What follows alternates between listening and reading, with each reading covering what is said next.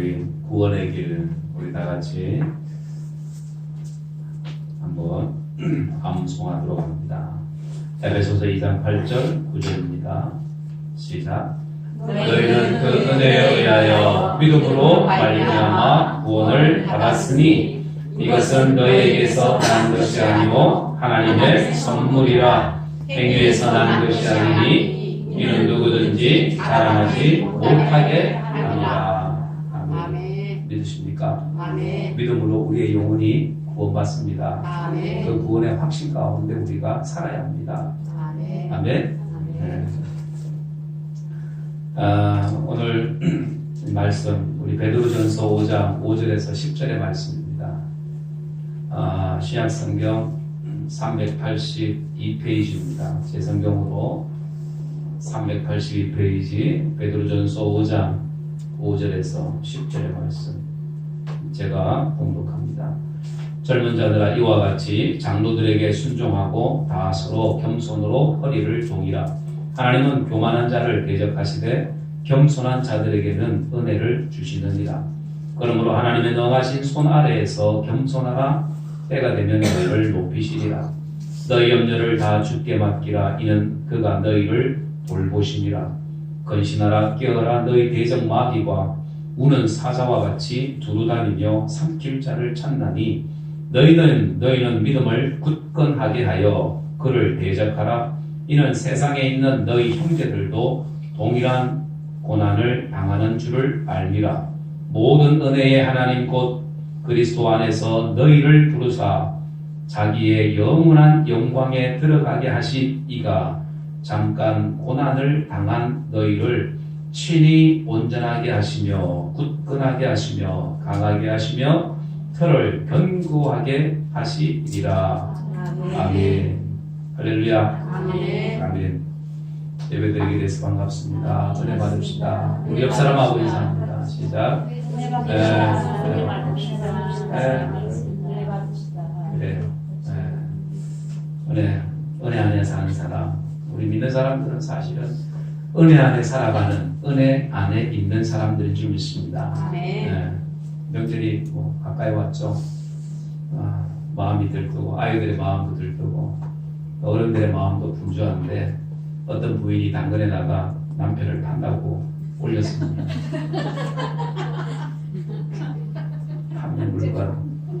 판매 물건 꼰대 남편 사정상 검매합니다. 2000년도에 구입했습니다. 구청에 등록을 했는데 명도 양의까지 해드립니다. 아끼는 물건인데 유지비가 많이 듭니다. 성격 장애도 옵니다. 그래서 검매합니다. 상태를 설명하면 구입 당시 A급인 줄 알고 구입했는데 품질이 떨어집니다.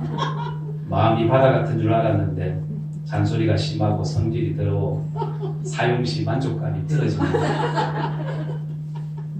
음식물 소비는 등급 2배입니다.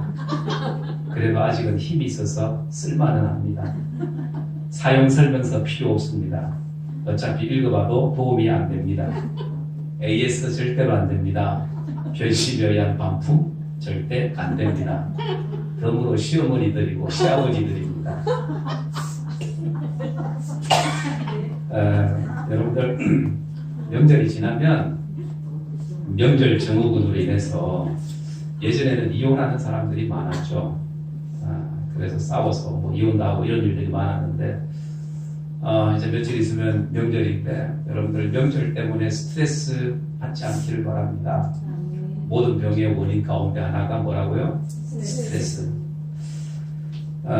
우리 예수 믿고 구원받은 하나님의 백성이 되고 이 자녀가 된 이 믿음의 사람들 사실은 우리의 노력으로 내가 예수 믿고 구원받은 것이 아니라 여러분들 이 모든 것이 하나님의 은혜인 줄 믿습니다. 아멘. 그리고 하나님의 선물이라고 분명히 에베소서 2장 8절에 말씀을 하죠. 그래서 우리 믿는 사람들은 결국 하나님의 은혜를 입은 사람들인데 성경에 보면 마리아 예수님을 아기 예수를 잉태합니다. 그래서 메시아를 잉태하고 출산하는 축복을 받게 된 것 선택적인 하나님의 은혜라고 얘기합니다. 그래서 은혜 받은 여인이라고 성경은 얘기합니다. 은혜를 입었도다라고 얘기하죠. 사도 바울 역시 마찬가지입니다. 핍박자였습니다. 박해하던 그런 사람이었습니다. 그런데 이 사울이 바울이 되었습니다. 예수님의 사도가 되었습니다. 그렇게 하나님께 쓰임받을 수 있었던 것, 어머니의 태로부터 택정하신 그 하나님의 은혜 때문이었다라고 이 바울이 그렇게 고백을 합니다. 그래서 하나님의 은혜, 나의 나된 것은 결국 하나님의 은혜다. 그래서 오늘 우리 믿는 사람들 역시 마찬가지입니다. 지금 내가 이렇게 하나님의 자녀가 되고 백성이 되고 구원받은 성도로 살아갈 수 있는 것, 결국에는 내 힘으로 된 것이 아니라 뭐라고요? 하나님의 은혜로 된 거예요. 하나님의 은혜. 그래서 우리 믿는 사람들은 하나님의 은혜를 빼고는 얘기할 수 없습니다. 하나님의 은혜를 떠나서는 또 살 수도 없습니다. 그래서 은혜를 받은 사람들을 보면 그 얼굴에서 빛이 나죠. 그 얼굴이 밝습니다. 어둡지가 않습니다. 뭔가 모를 기쁨이 있습니다. 즐거움이 있습니다. 그리고 또한 말과 행동에서 긍정적인 에너지가 나오게 됩니다. 은혜를 입은 사람이기 때문에, 은혜를 받은 사람이기 때문에 그렇습니다. 그래서 무슨 일을 해도 감사함으로, 기쁨으로, 즐거움으로 하죠. 이런 은혜를 입은 사람들, 오늘 본문에 보면 이 은혜 안에 사는 사람들은 어떤 모습으로 살아가는가, 결국에는. 그래서 은혜 안에 사는 사람들의 그 모습에 대해서 말씀을 합니다. 그래서 은혜 안에 사는 사람들이 어떤 사람인지 우리가 몇 가지 말씀을 나누려고 합니다. 먼저는 겸손한 사람이죠. 섬기는 사람이고 하나님을 드러내는 사람입니다. 하나님을 나를 통해서 주님이 드러나게 하는 그 사람, 은혜 받은 사람이라는 거예요. 5장 5절 6절에 젊은 자들아 이와 같이 장로들에게 순종하고 다 서로 겸손으로 허리를 동이라. 하나님은 교만한 자를 대적하시되 겸손한 자들에게는 무엇을 주신다? 은혜를 주시느니라. 그러면서 6절에 그러므로 하나님의 능하신 손 아래에서 겸손하라. 때가 되면 너희를 높이시리라. 겸손한 것. 여러분들 이 말씀을 바꾸어서 이렇게 해석을 하면 이런 말씀이 될 수가 있겠죠. 교만한 사람, 자기가 잘났다고 하는 사람, 또 하나님을 무시하는 사람, 자기 중심적으로 살아가는 사람들은 하나님께서 그를 비록 택했다 할지라도 낮춰버리신다라는 의미가 있습니다. 교만한 자를 하나님은 낮춰버리신다. 비록 택함 받았을지라도 교만한 사람. 그래서 사울 같은 사람이 바로 그런 사람이었습니다. 이스라엘의 첫째 왕이었던 이 사울. 처음에는 그가 겸손한 왕이었습니다. 하나님께서 그를 부를 때에 그 술에 맞춰 바퀴에 숨어서 어떻게 나 같은 사람을 하면서 하나님 앞에 자기를 겸손하게 드렸던 그런 사람이었습니다. 겸손한 사람이었습니다. 그리고 이 겸손한 이 사울에게 하나님께서 함께 하셔서 그에게 은혜를 주시고 이스라엘의 초대 왕으로 그렇게 그를 세우셨습니다. 그런데 사무엘상 13장에 보면 사울이 40세 왕이 되어 이스라엘을 다스린 지 2년이 지났을 때에 그때에 자기 아들 요나단과 함께 3,000명의 군대를 거느리고 블레셋 수비대를 공격합니다. 그 공격했다가 어려움을 당하죠. 그일로 인해서 이 블레셋이 군대를 모읍니다. 그리고 이스라엘과 전투를 준비합니다. 병거가 3만, 마병 6천, 그리고 싸울 백성이 바다의 모래와 같았다라고 얘기합니다. 그러니 이스라엘 입장에서는 게임이 안 되는 그런 싸움을, 이제 전쟁을 치러야 되는 그런 상황입니다. 그 상황에서 이 사울이 그 당시에 이 사무엘 제사장 또 사무엘 이 선지자가 와서 먼저 제사를 드리고 출정을 해야 되는 그런 과정이 있었어요. 그런데 이 사무엘이 늦게 옵니다. 일주일을 늦게 옵니다. 그러니까 기다리다 안 되니까 어떻게 해요? 사울이 제사를 드리게 되죠. 하나님 앞에 번제를 드리게 됩니다. 그리고 나서 늦게 사무엘이 왔을 때에 이 왕의 잘못을 이 사무엘이 지적합니다. 왕이여, 당신이 잘못을 저질렀다. 제사장만이 할 수 있는 이 제사를 왕이 드렸습니다 하고 그 잘못을 지적하니까 어떻게 얘기해요? 내가 부득이해서 급해서 내가 제사를 드릴 수밖에 없었다 라고 변명을 합니다.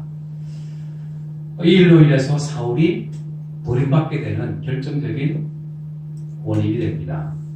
그리고 나서 이후에 아멜렉과의 전투에서 하나님께서 사람, 짐승, 가축 하나도 남기지 말고 다 전멸해라, 진멸해라 이렇게 말씀합니다. 그런데 사울은 그러지 못했습니다. 쓸만한 것들 남겼습니다. 나중에 써야지. 그래서 하나님의 말씀이 아니라 자기 어떤 생각, 자신의 생각이 앞섰던 이 사울을 하나님이 버리셨다라는 거죠. 그럴 때 사무엘상 15장 17절에 보면 이 사무엘이 이 사울에 대해서 지적을 합니다. 뭐라고 얘기합니까? 다 같이 한번 읽어봅니다. 시작. 사무엘이 이르되 왕이 스스로 작게 여길 그때에 이스라엘 지파의 머리가 되지 아니하셨나이까? 여호와께서 왕에게 기름을 부어 이스라엘의 왕으로 삼으셨습니다. 이스라엘 스스로 겸손히 여기고 작게 여길 때 하나님께서 당신을 높여주지 않았습니까? 왕이 되게 하지 않았습니까? 그런데 이 하나님의 명령을 어기고 자신의 의가 드러나게 됩니다. 자신의 방법을 쓰게 됩니다. 사무엘상 15장 22절 23절 다 같이 한번 읽어봅니다. 시작. 사무엘이 이르되 여호와께서 번제와 다른 제사를 그의 목소리를 청종하는 것을 좋아하신 것과 같이 좋아하시겠나이까? 순종이 제사보다 낫고 듣는 것이 수양의 기름보다 나으니 이는 거역하는 것은 점치는 죄와 같고 완고한 것은 사신 우상에게 절하는 죄와 같음이라. 왕이 여호와의 말씀을 버렸으므로 여호와께서도 왕을 버려 왕이 되지 못하게 하셨나이다 하니. 아멘. 사무엘이 이 사울을 책망을 하죠. 교만해진 자기 의를 드러내고 자기 경험, 자기 생각을 앞세운 이 사울을 하나님이 책망하신 것입니다. 그래서 잠언 16장 18, 19절에 말합니다. 시작. 교만은 패망의 선봉이요 거만함은 넘어짐의 앞잡이니라. 아멘. 하나님은 교만한 자에게 은혜를 주시지만 그러나 겸손하지 않는 그런 자들에게는 하나님께서 그를 내리신다는 거예요. 대전에 이 한밭제일교회라고 있습니다. 한밭제일교회라고 거기가 무슨 동이죠? 거기가 무슨 대학교지? 진이야? 네 학교 거기가 무슨 동네지? 전. 네? 모건대학교인데 그 동네 이름이 어쨌든 거기에 보면 한밭제일교회라고 있어요. 그 교회만 왔다 갔다 하는 이 집사님이 한 분 계셨는데 이 집사님이 처음에는 이제 교회만 왔다 갔다 하시는 그 집사님께서 지금은 교회에 제일 먼저 와서 교회에 제일 나중에 가는 그런 분이 되셨습니다. 새신자들이 보면 교회 직원인가 보다, 교회 돈 받고 일하는 직원인가 보다 그렇게 생각할 정도로 교회에 매여서 붙어있는 그런 분이었어요. 근데 사실은 그런 직원이 아니라 중소기업, 작은 기업을 운영하는 사장님이셨습니다. 모든 것이 형통하고 잘 나가던 그때에 이 집사님이 어느 날 건강검진을 했는데 췌장암 진단을 받게 된 거예요. 그래서 이 췌장암이 이게 위험하잖아요. 그래서 급히 수술을 받고 방사선에다가 항암 치료를 그렇게 이제 받고 있는 중이었는데 그 치료가 얼마나 힘들든지 너무나도 이 병원 이 치료가 고통스러워서 너무나도 힘들었더라는 거예요. 체력이 완전 바닥이 나고 면역력이 저하가 되고 나중에는 미영 한 숟갈도 자기 이 팔로 넘길 수 없는 그런 상황까지 왔다라는 겁니다. 그때에 집사님이 기도할 때 어떤 기도가 나오냐면 하나님 정말로 힘들다고 이제 그런 기도를 했는데 그때에 그 기도 중에 그 집사님이 그런 음성을 들었다라는 거예요. 네가 나를 사랑하느냐, 네가 나를 사랑하느냐. 베드로에게 하셨던 그 물음이 자기에게 그대로 3번 그 마음속에 들려져 왔다라는 거예요. 그 음성을 듣는 순간에 이 집사님의 눈에서 눈물이 쏟아지고 그 입에서 회개가 터져 나오기 시작합니다. 주님께서는 자기를 위해서 십자가도 마다하지 않으셨는데 목숨까지 가지고 가면서 자기를 구원해 주셨는데 정말로 나는 이 병 때문에 내가 고통스러워서 내가 하나님 원망하고 있구나. 그리고 내가 지금까지 아무것도 아닌 돈 때문에 돈에다가 내 인생을 전부를 다 바쳤구나. 그런 이 마음들이 들어오면서 회개하게 되었답니다. 그러면서 내가 하나님을 내가 잘 섬기지 못한 것, 구별하지 못한 것, 감사하지 못한 것, 그런 것들이, 그런 죄들이 생각이 나고, 그리고 거기에 대해서 이제 회개를 하고, 그러면서 하나님 앞에 고백하기를, 하나님, 저는 미움 한 수저로 사는 인생입니다. 이제부터라도 제가 하나님의 일을 하고 싶습니다. 그 병상에서 그런 고백을 하고, 그런데 놀랍게도 그분이 조금씩 회복이 되어지고, 그렇게 해서 지금은 이제 건강한 모습으로 교회를 하는데, 회사 일보다 교회 일을 더 많이 하는 그런 이제는 장로님이 되었다라고 얘기를 합니다. 그런 간증을 제가 몇 년 전에 들은 적이 있습니다. 여러분들 잠언 3장 34절에 밑에 나와 있죠. 다 같이 한번 읽어볼까요? 시작. 진실로 그는 거만한 자를 주시며 겸손한 자에게 은혜를 베푸시나니. 아멘. 그 집사님이 은혜가 뭔지를 이제서 늦게야 깨달았다라고 얘기를 합니다. 하나님의 은혜를. 여러분들 무엇보다도 하나님 앞에 겸손한, 하나님 앞에 자기 자신을, 여러분들 내 자신의 모습들을, 나의 연약함들을, 나의 부끄러움들을 그대로 드러낼 수 있는 이러한 은혜가 저와 여러분들 가운데 있기를 원합니다. 그래서 하나님 앞에 겸손한 자를 하나님께서 쓰신다라는 사실입니다. 그래서 하나님의 은혜 안에 사는 사람은 겸손한 사람입니다. 나를 드러내는 것이 아니라 하나님을 드러내는, 주님을 드러내는 이러한 믿음의 사람인 줄 믿습니다. 그리고 두 번째, 하나님의 은혜 안에 사는 사람은 하나님을 신뢰하는, 염려를 맡기는 사람입니다. 너희 염려를 주께 맡겨라. 베드로전서 5장 7절 8절 너희 염려를 다 주께 맡기라. 이는 그가 너희를 돌보심이라. 근신하라 깨어라. 너희 대적마귀가 우는 사자와 같이 두루다니며 삼킬 자를 찾나니.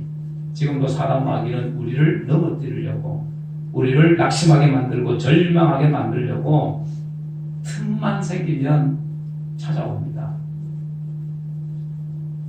그 가운데서도 우리가 염려하는 것들이 있죠. 염려하는 그 염려 속에 찾아옵니다. 그래서 불안을 만들고 걱정을 가져오게 만들고 불신을 가져오게 만들고, 이런 이 사단 마귀, 이 마귀의 역사들, 이런 역사들을 우리가 잘 구별하고 거기에 대해서 잘 준비해야 될 줄 믿습니다. 하나님께서 이 세상을 창조하시고, 그리고 인간에게 6째 날 인간을 창조하신 다음에 세상을 이 창조된 것을 다스릴 수 있도록 그 권리를 주셨습니다. 그런데 하루는 이 마귀가 하와에게 찾아오죠. 뱀의 모습으로 해서 찾아옵니다. 하나님의 말씀에 함정이 있다. 하나님께서 금하신 그 선악과 먹는 날에 너희 눈이 밝아져서 하나님처럼 된다. 죽을 것이 아니라, 정령 죽으리라가 아니라 하나님과 같이 된다. 너희 눈이 밝아진다. 하나님의 위치가 된다. 하나님과 같은 레벨이 된다. 속입니다. 그러니까 이 하와의 마음이 어떻게 돼요? 정령 죽으리라 해서 이제는 안 그럴 수도 있을 텐데 하는 마음으로 바뀌게 되었다는 거예요. 그리고 이 마귀의 얘기를 듣게 됩니다. 결국 하나님의 말씀이 아니라 사단의, 마귀의 말을 듣고 그 선악과를 따먹게 되게 되죠. 하나님의 말씀을 신뢰하는 것보다 마귀의 말을 더 신뢰하게 된다라는 사실입니다. 육신의 것을 더 신뢰하게 된다는 거예요. 하나님 것보다 내 생각, 나의 경험이나 지식이나 자랑을 더 앞세우게 된다라는 겁니다. 그것이 앞서게 되면 하나님의 말씀을 듣는 것이 아니라 여러분들 사단의 음성을 듣게 되고 세상의 말을 듣게 되고 인간적인 방법과 생각, 경험, 지식 그것을 따르게 된다는 거예요. 그래서 여러분들 우리는 철저하게 하나님을 신뢰하고 우리에게 오는 여러 가지 염려나 이런 것들을 맡길 수가 있어야 합니다. 내가 해결하려고 하는 것이 아니라 하나님께 이 모든 것들을 맡길 수가 있어야 합니다.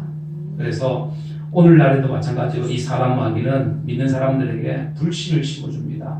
염려를 가져다 줍니다. 이간질을 시킵니다. 시기하게 만듭니다. 질투하게 만듭니다. 낙심하게 만들고 절망하게 만듭니다. 믿음으로부터 떠나게 만듭니다. 이러한 것들을 물리치라 하는 거예요. 물리쳐야 된다. 그래서 근신하라 깨어라 너희 대적 마귀가 우는 사자와 같이 두루다니며 삼킬 자를 찾는다라고 얘기합니다. 지금도 믿음에서 떠나게 만들고 그 믿음에서 넘어지게 만들려고 사단의 역사가 항상 우리에게 와 있다라는 우리 곁에. 그래서 말씀 뭐라고 얘기해요? 근신하라 깨어라고 얘기합니다. 깨어 있으라는 거죠. 할렐루야. 아멘. 이런 은혜가 여러분들 가운데 있기를 주의 이름으로 축원합니다.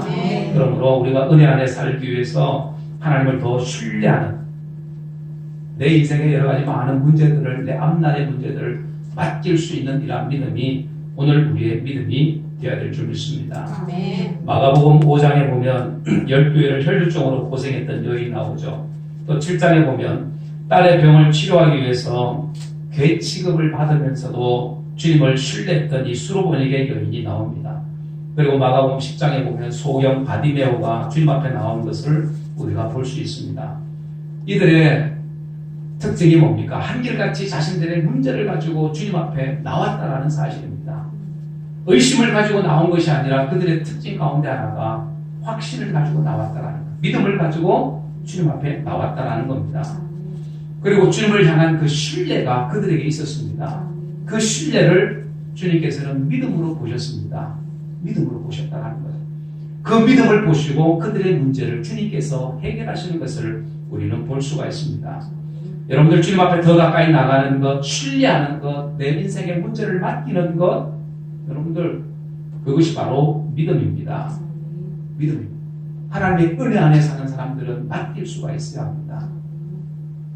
히브리서 4장 16절 시작. 그러므로 우리가 긍휼하심을 받고 때를 따라 돕는 은혜를 얻기 위하여 은혜의 보좌 앞에 담대히 나아갈 것이라. 하나님의 은혜 앞에 담대히 나가는 것, 그 은혜 앞에 나가 내 것을 맡기는 것을 의미합니다. 그 은혜 보좌 앞에 나가서 내 것을 쏟아놓는 것을 의미합니다. 쏟아놓는 것, 맡기는 것. 그럴 때에 하나님의 은혜가 우리 속에 부어지게 되는 줄 믿습니다.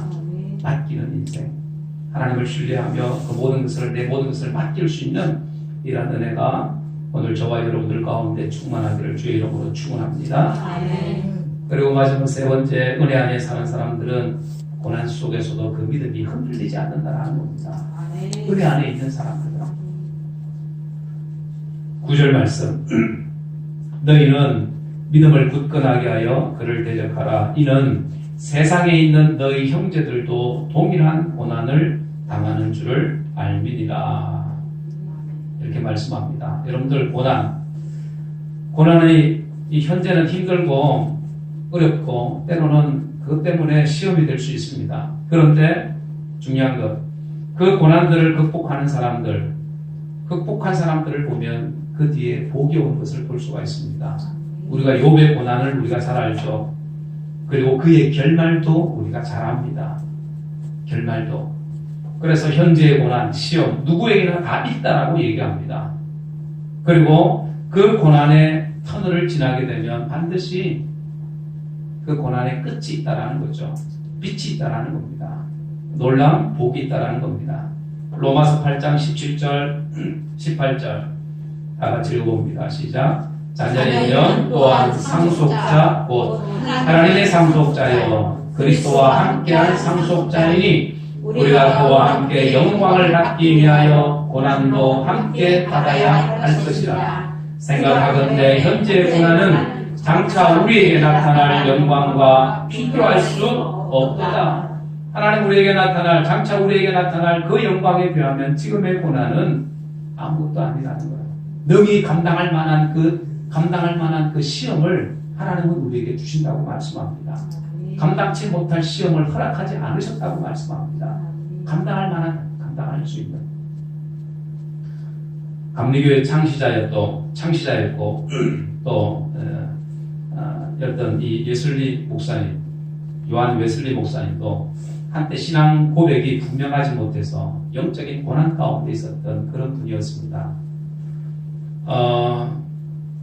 어느 그 세미나의 질문에서 이런 질문을 했어요. 당신은 예수를 누구라고 생각하십니까? 라는 그 질문에 이 웨슬리는 인류의 구세주라고 생각한다고 대답했고, 그러면 당신은 예수님을 구세주로 믿으십니까? 라는 그 질문에 그렇게 믿게 되기를 원합니다. 라고 대답했다고 합니다. 예수님이 나의 구원자고 나의 구세주라는 확신이 없는, 구원의 확신이 없는 그런 믿음의 고백을 젊었을 때 했다라는 거예요. 자기가 예수를 믿음에도 불구하고. 그러던 어느 날 이 웨슬리는 미국의 선교사가 됩니다. 선교사가 되어서 미국에 선교를 하러, 영국에서 선교를 하러 갔는데 실패를 하게 돼요. 실패를 하고 그리고 배를 타고 영국으로 돌아오는 길에 큰 풍랑을 만나게 됩니다. 거기서 그는 죽음을 경험합니다. 야, 이러다가 죽을 수도 있겠다. 그래서 이 죽음을 경험하고 너무나도 두렵고 떨려서 그런 가운데 있는데, 불안 가운데 있는데, 그런데 저 선실 한쪽에서 이 자신과는 전혀 다른 사람들을 발견하게 됩니다. 그 사람들 가만히 보니까 두려움도 없습니다. 동요하는 것도 없습니다.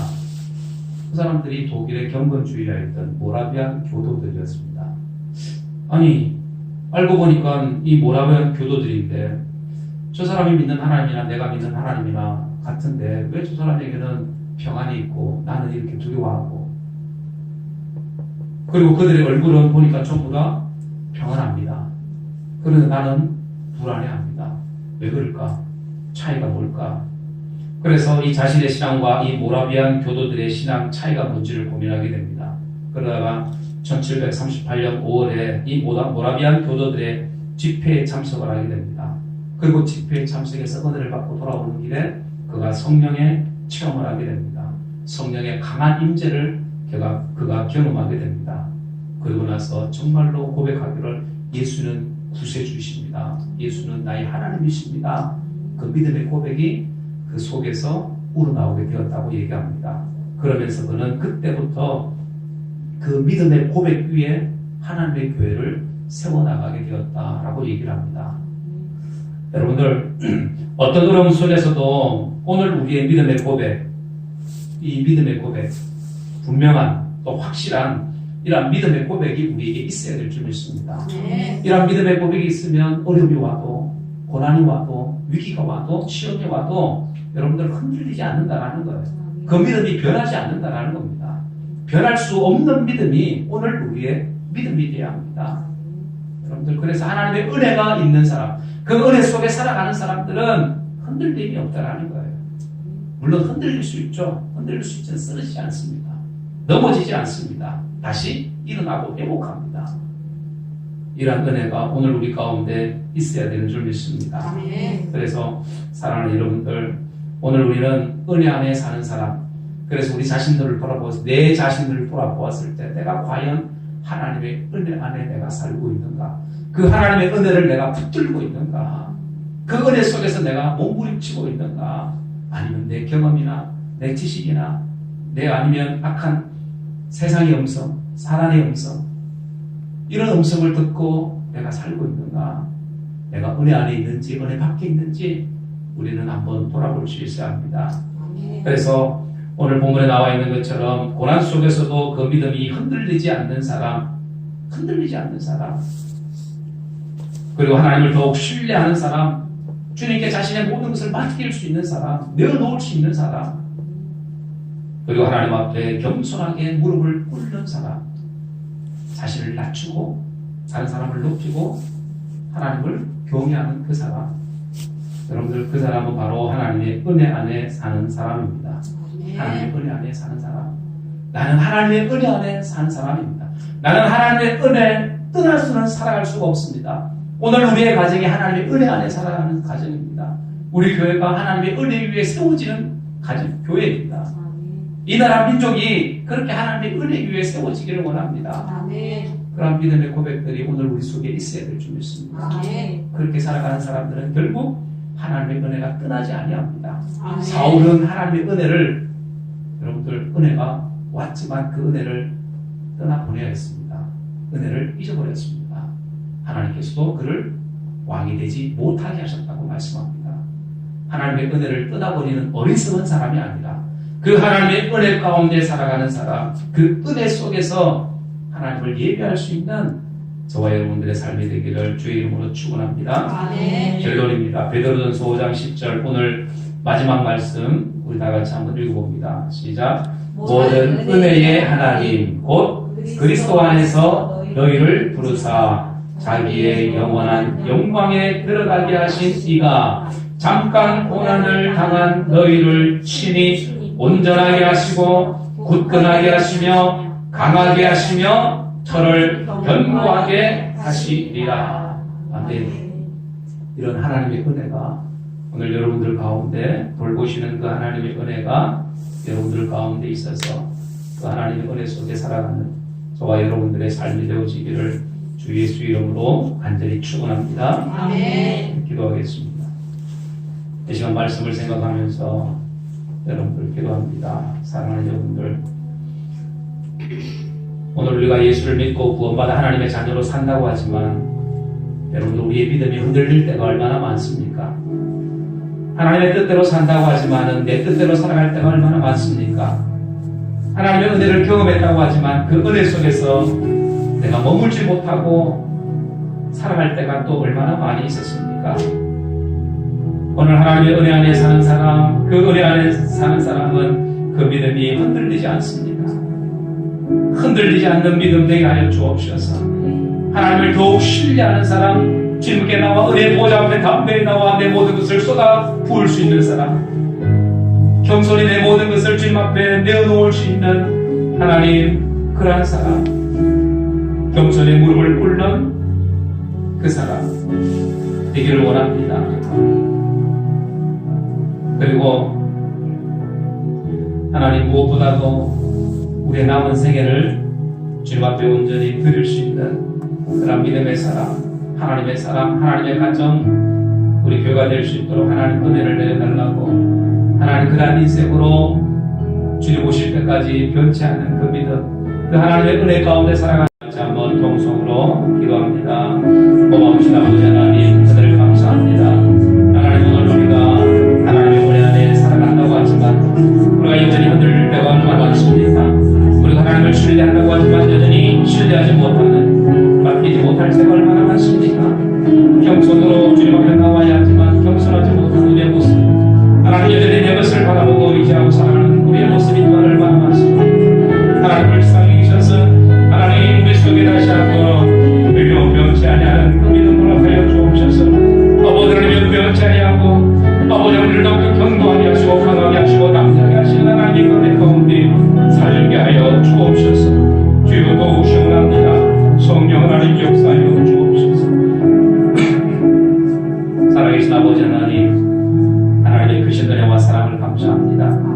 하나님 우리에게 큰, 너무나도 큰 은혜를 부어주셨습니다.